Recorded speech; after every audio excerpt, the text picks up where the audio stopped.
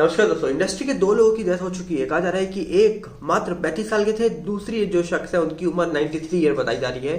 साथ ही साथ कहा जा रहा है कि सुशांत सिंह राजपूत की फिल्म छिछोरे ने कितनी कमाई करी है चाइना में, उसकी भी खबर निकल के आ रही है। साथ ही साथ कहा जा रहा है कि समीर वानखेड़े और नवाब मलिक को लेकर भी एक बड़ी खबर निकल के आ रही है बॉम्बे हाई कोर्ट से। क्या है पूरा मामला, चलिए डिटेल में जानते हैं। सबसे पहले आपको बता दिया जाए, सुशांत सिंह राजपूत की फिल्म जो कि कहा जा रही है 7 जनवरी को रिलीज हुई थी चाइना में, उस फिल्म ने कहा जा रहा है कि अभी तक 3.01 मिलियन यूएस डॉलर कमा ली है, मतलब 22 करोड़ 52 लाख रुपए कमाए हैं चाइना में एसएसआर की छिछोरे फिल्म ने। मतलब कहीं ना कहीं चाइना वालों को भी सुशांत की फिल्म से सीखने को मिला और कहीं ना कहीं उन्होंने भी कुछ ना कुछ जरूर सीखा होगा। अब डेफिनेटली सुशांत की फिल्म जो थी छिछोरे, उसने चाइना में और कमाई करी हो ये कोई नहीं जानता, बट हाँ जो आंकड़ा दिखाया जा रहा है प्रिंट मीडिया के द्वारा हम आपको वही दिखा रहे हैं। अब ये सच्चा है झूठा है ये तो वक्त बताएगा, क्योंकि कहीं ना कहीं वहां पर इस तरीके से पेश किया जा रहा है कि इस फिल्म ने ज्यादा अच्छा यहाँ पर कमाई नहीं करी है चाइना में।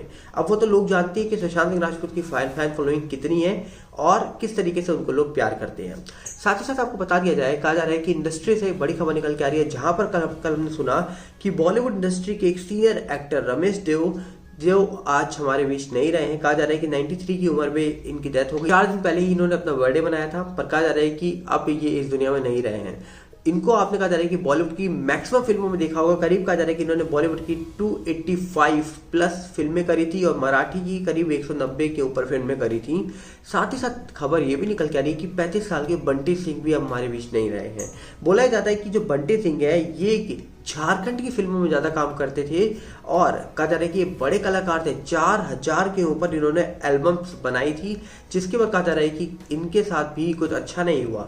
4 दिन पहले इनको चक्कर आता है, जब ये गिर जाते हैं जिससे इनको हॉस्पिटल भर्ती करवाया जाता है, इनको वेंटिलेटर में रखा जाता है। बाद में कहा जाता है कि पता ही लगता है कि इनको ब्रेन हैमरेज हुआ है। बाद में ये बोला जाता है कि इनका ब्रेन काम करना ही बंद हो गया है और कल अचानक से खबर निकल के आती है कि ये भी अब हमारे बीच नहीं रहे हैं। आपको बता दिया जाए, बंटी सिंह जो है ये बहुत ही पॉपुलर शख्स थे झारखंड में और बोला जाता है कि झारखंड से लेकर इनको वेस्ट बंगाल के भी लोग बहुत पसंद करते थे। ये बहुत ही अच्छे कलाकार थे ऐसा दावा हो रहा है। साथ ही साथ इसको लेकर सोशल मीडिया पे क्या बात कही जा रही है हम पहले इसको जानते हैं, फिर आगे बढ़ेंगे समीर वानखेड़े जी और नवाब मलिक को लेकर क्या बड़ी खबर निकल के आ रही है। पहले आप देखिए बंटी सिंह को लेकर क्या रिपोर्ट निकल के आई है, देखिए जरा डिटेल में। हॉलीवुड के स्टार कलाकार और गायक बंटी सिंह का आज निधन हो गया। जानकारी के मुताबिक उन्हें सांस लेने में तकलीफ हो रही थी, जिसके बाद उन्हें रांची के गुरु नानक अस्पताल में भर्ती कराया गया था। वो पिछले 4 दिनों से वेंटिलेटर पर थे, लेकिन जिंदगी से जंग लड़ने के बाद आज उन्होंने दुनिया को अलविदा कह दिया। हरमू के मुक्तिधाम में दोपहर 2 बजे आज उनका अंतिम संस्कार होगा।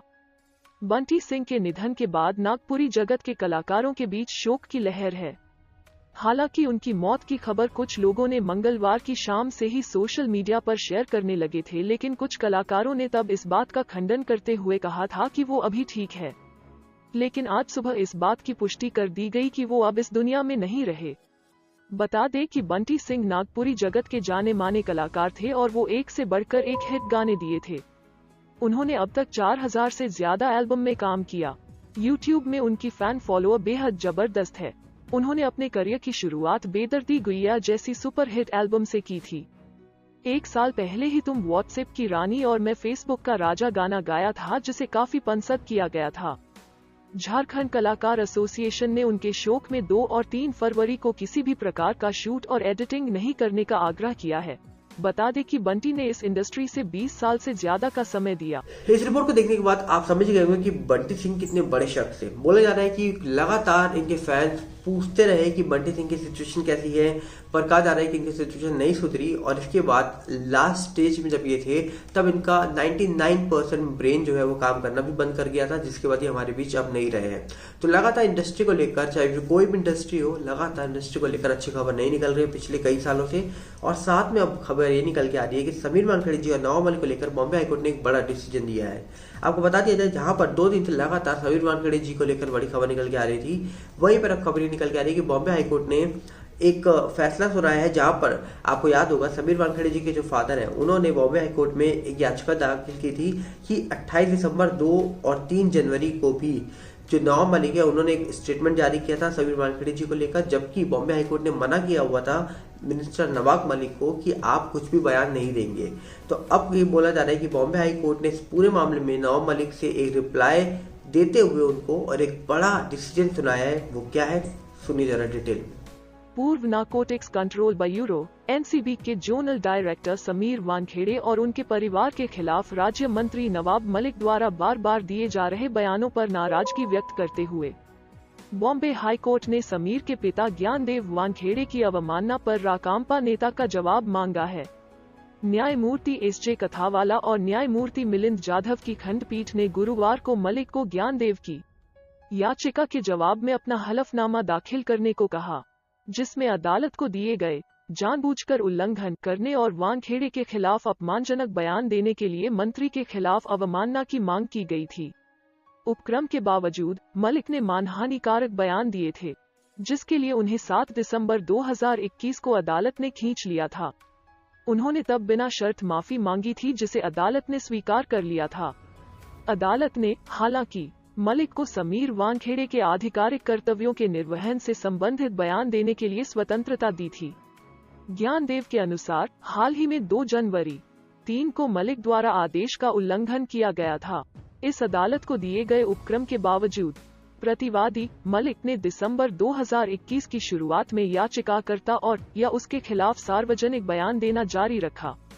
परिवार के सदस्य ज्ञानदेव ने कहा, ज्ञानदेव के वकील बीरेन सफर ने मलिक द्वारा पिछले महीने की शुरुआत में दिए गए अदालती बयानों की ओर इशारा किया, जिसमें समीर के जाति प्रमाण पत्र और आर्यन खान ड्रग मामले का उल्लेख किया गया था। सराफ ने कहा, ये उसके समीर के आधिकारिक कर्तव्यों के निर्वहन से संबंधित मुद्दे नहीं हैं।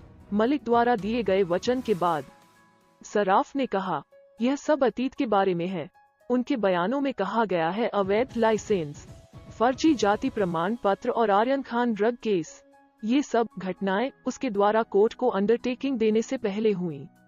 इसलिए हम चाहते हैं कि उनके खिलाफ अवमानना कार्रवाई शुरू की जाए। मलिक के वकील रमेश दुबे ने कहा कि वे इस याचिका पर अपना जवाब दाखिल करना चाहते हैं। हम यह दिखाने के लिए हलफनामा दाखिल करना चाहते हैं कि ये बयान रियायतों के अंतर्गत आते हैं। इससे नाराज न्यायमूर्ति कथावाला ने कहा कि अगर मंत्री को इस तरह से रियायत का दुरुपयोग करना पड़ा तो अदालत इसे वापस ले लेगी। यदि आप इस आशय से रियायत लेते हैं तो हम रियायत वापस ले लेंगे। प्रत्यक्ष या परोक्ष रूप से आप मलिक आदमी वानखेड़े को बदनाम करना चाहते हैं। आपका इरादा क्या है? न्यायाधीश ने टिप्पणी की कि मलिक जाति जांच समिति के समक्ष अधिकारी के खिलाफ अपनी शिकायत के बारे में विवरण देते समय नकली जाति प्रमाण पत्र के बजाय जाति प्रमाण पत्र का उपयोग कर सकते थे। जाति प्रमाण पत्र कहो, आपको नकली जाति प्रमाण पत्र कहने की आवश्यकता क्यों है? हम आपको मलिक जवाब देने का मौका देंगे, लेकिन ऐसा न करें, जस्टिस कथावाला ने कहा। HC ने मलिक से अपना जवाब दाखिल करने को कहा है और मामले की सुनवाई 7 फरवरी को रखी है। सारी खबर को देखने के बाद आप अपनी राय रखना मत भूलिएगा, क्योंकि कहीं ना कहीं आपकी राय जानना बहुत जरूरी है। और दूसरी तरफ आप देख ही रहे हैं कि किस तरीके से लगातार महाराष्ट्र में अब जो अफरा तफरी मच रही है, जिस तरीके से चाहे परमवीर सिंह हो, चाहे फिर अनिल देशमुख हो, चाहे फिर वो महाराष्ट्र की सरकार हो, लगातार आपस में कई सारे बयान निकल के आ रहे हैं। ईडी ने जिस तरीके से यहाँ पर गिरफ्त में लिया है कई सारे लोगों को, अब तो खबर और भी बड़ी बड़ी निकल के आ रही है, जिसको हम जानेंगे अगली वीडियो में। मिलते हैं बहुत जल्दी। नमस्कार, जय हिंद।